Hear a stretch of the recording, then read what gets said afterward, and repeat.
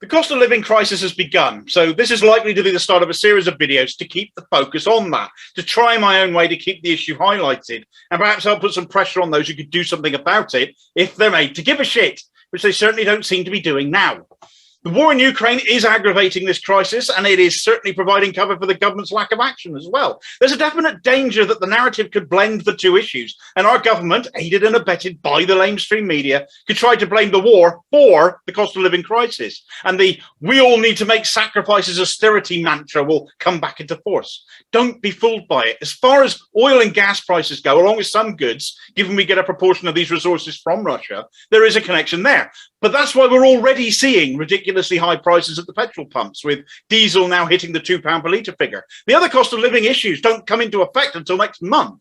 So very definitely not connected to Russia. So watch out for anyone trotting that garbage out in the next few weeks, because they'll be lying to you.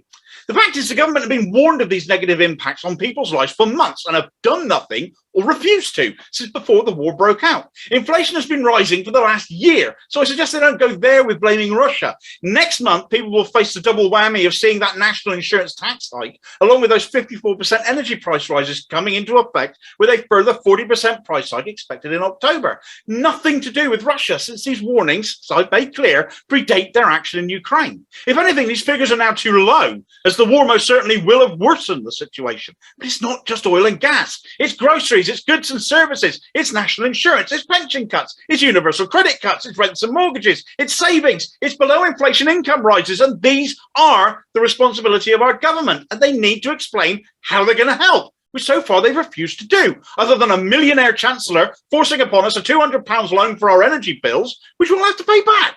They need to explain why those already choosing between heating and eating deserve to die, frankly, since their inaction will inevitably be fatal to some at the lowest income level as their incomes drop, and why a much larger number of people previously making ends meet will no longer be able to, despite making their contributions to society. We should all be asking the Tories, especially if you have a Tory MP, why aren't you doing anything about this?